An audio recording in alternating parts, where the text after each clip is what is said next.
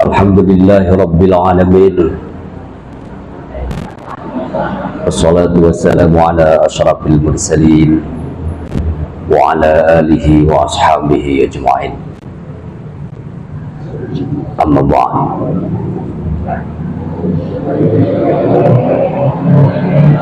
Al-Mukarramun sekalian, para jamaah salat duhur yang dirahmati Allah Subhanahu wa taala, hadirin wal hadirat yang berbahagia.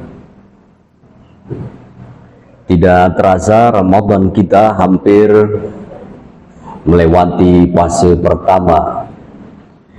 Yang fase pertama ini sebagaimana disabdakan baginda Nabi saat beliau berkhutbah untuk menyambut kedatangan Ramadan, merupakan fase di mana Allah Rabbul Alamin dengan segala kasih dan sayangnya menurunkan rahmatnya.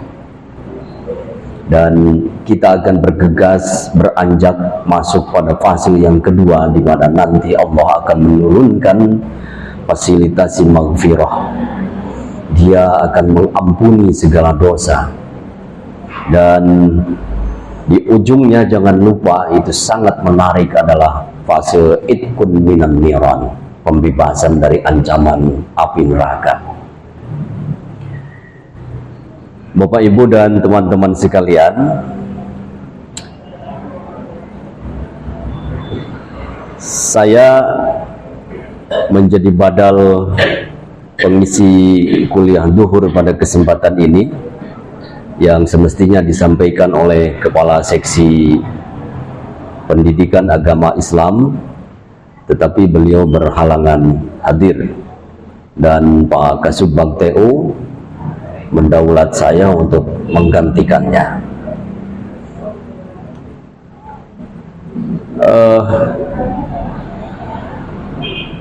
Ada dua kebahagiaan yang akan Allah berikan kepada orang yang saum di bulan Ramadan.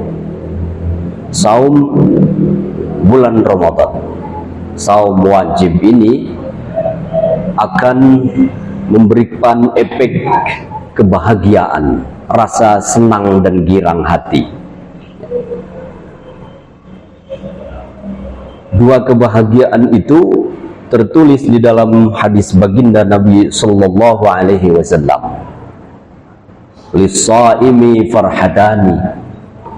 Bagi orang yang saum di bulan Ramadan ada dua kebahagiaan, rasa girang yang memenuhi rongga hatinya. Kebahagiaan atau kegirangan yang pertama, farhatun indal iftar, rasa girang dan senang hati saat dia menyelesaikan saumnya dan berbuka puasa. Jadi rasakanlah ketika tiba saatnya kita berbuka, apakah ada rasa bahagia yang menyelimuti rongga hati kita ataukah tidak ada? Itu tinggal dicek saja. Jika kita merasakan kebahagiaan saat kita iftar dan menyelesaikan tugas saum satu hari yang sedang kita kerjakan, lalu terbersit rasa girang dan sukacita, kebahagiaan yang keluar dari jiwa dan masuk ke dalam rongganya lagi, maka kita telah mendapatkan sebuah hakikat yang dijanjikan oleh syariat, yaitu kebahagiaan bagi shaim yang pertama. Bersyukurlah bagi yang merasakan kebahagiaan ini dan mencicipinya sebagai menu spiritual dari sisi Allah Subhanahu wa taala. Yang kedua, teman-teman sekalian, wa farhatun inda liqa'i rabbih, rasa girang dan kebahagiaan yang luar biasa besar saat bertemu dengan Rabbnya. Orang yang saum itu akan bertemu dengan Rabbnya.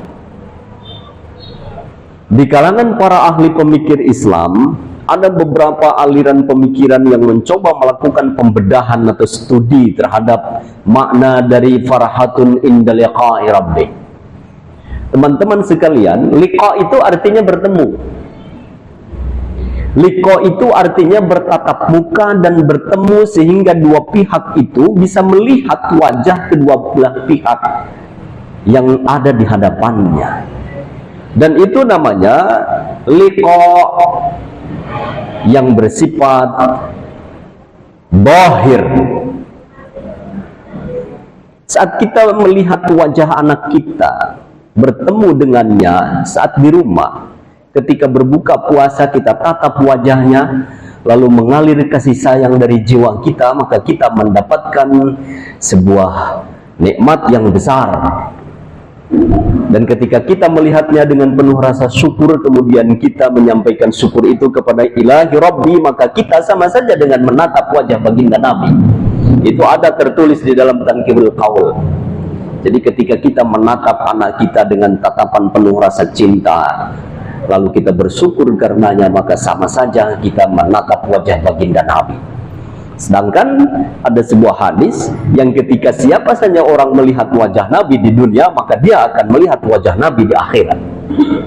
Disebutkan orang yang melihat wajah Nabi di akhirat, karena Nabi masuk surga, maka yang bersangkutan juga masuk surga. Jadi betapa itu merupakan sebuah rangkaian sistemik yang jika ditelusuri melalui kacamata spiritual dan fadail, itu akan membangkitkan sebuah motivasi baru bahwa liqa dengan siapapun, sejauh kita mengalirkan kasih sayang, akan membahagiakan. Dan kebahagiaan itu bukan saja kita dapatkan saat bertemu di sini yang dilakukan secara zahir, tetapi akan mengantarkan kepada liqa yang bersifat batin dan ukhrawi, yaitu bertemu dengan segala nikmat yang Allah siapkan sebagai menu yang akan diberikan kepada yang bersangkutan. Dan ajaibnya puasa ini, puasa Ramadan ini bukan puasa yang lain, akan mengantarkannya kepada pertemuan dengan Allah.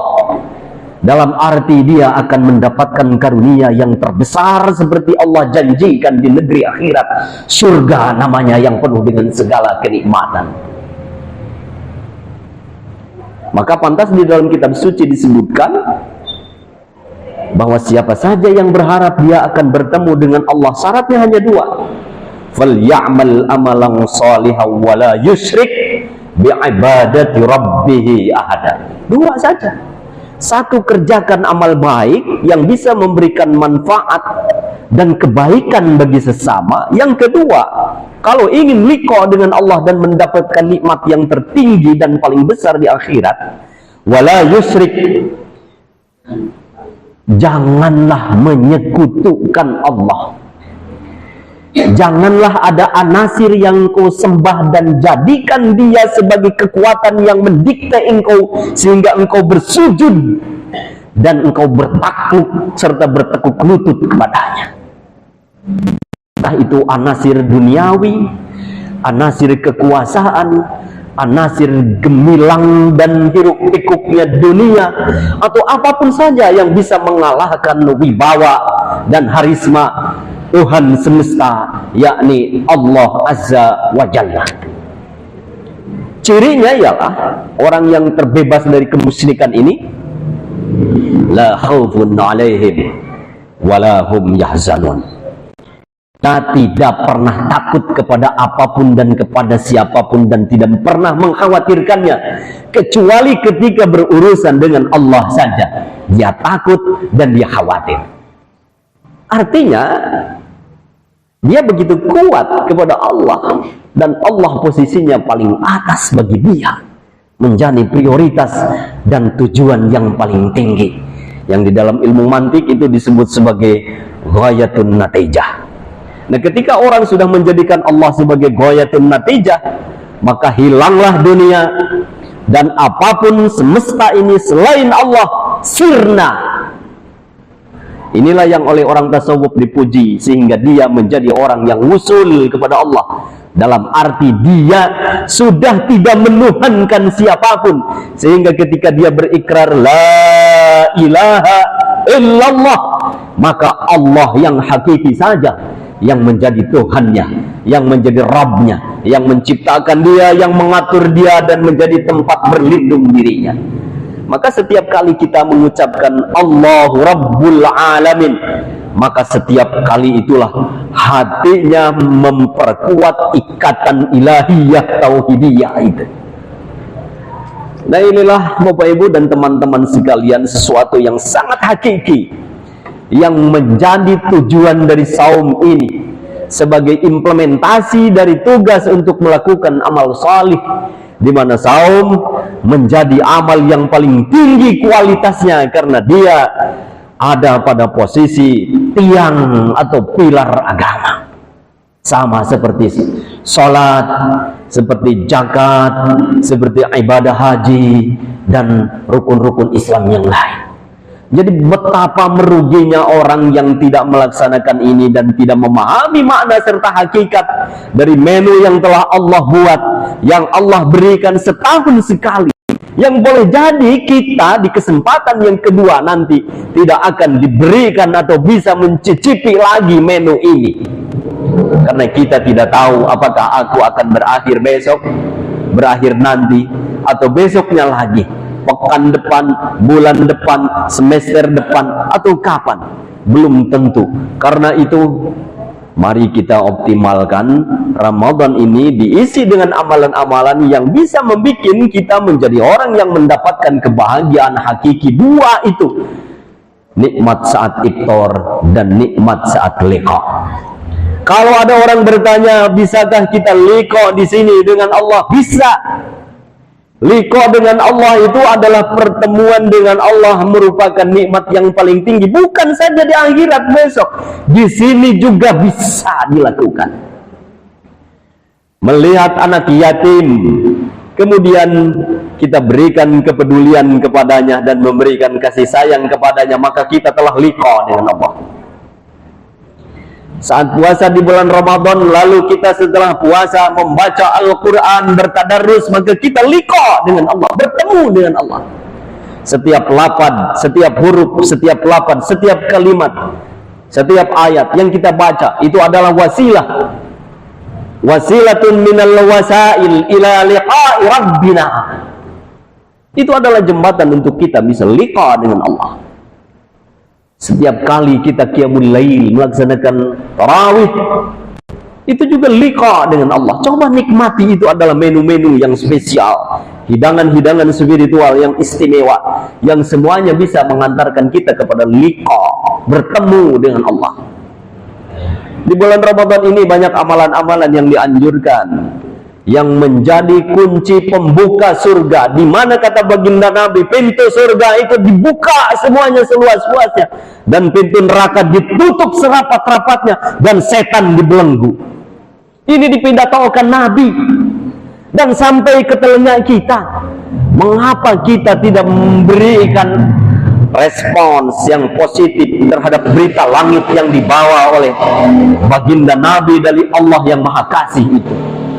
Inilah saatnya di mana kita mendapatkan tiket untuk masuk surga dengan gampang, dan kita bisa memastikan kita bukan calon penghuni neraka. Semoga amalan-amalan yang kita lakukan, apapun, baik yang berupa amalan qalbiyah, amalan jasadiyah, amalan lisaniyah, atau bahkan pikiran dan cita-cita pun, semuanya menjadi amalan-amalan yang indah, karena menjadi pahala di sisi Allah Subhanahu wa Ta'ala yang Maha Pemurah, yang akan selalu mengajak kita ke dalam surga dan ampunannya. Wallahu yad'u ilal jannati wal maghfirah. Allah itu senantiasa mengajak kepada surganya dan kepada ampunan dari sisinya. Semoga kita bisa konsisten, istiqomah melaksanakan amal-amal yang baik ini. Jangan pernah kita berhenti melaksanakan amal-amal yang baik ini, apalagi di bulan Ramadan, di mana ibadah sunat saja sama dengan ibadah wajib di luar bulan Ramadan, apalagi yang wajib. Tentu ini menjadi pemikat dan pembeda dari yang lain, sehingga Ramadan disebut Sayyidus Syuhur, rajanya segala bulan. Semoga Allah senantiasa memberkahi kita semua dan memberikan kekuatan kepada kita sekalian menjadi hambanya yang terbaik dan menjadi calon-calon penghuni surganya dengan wasilah melaksanakan ibadah saum dengan baik. Hadanallahu wa iyyakum ajma'in Assalamualaikum warahmatullahi wabarakatuh.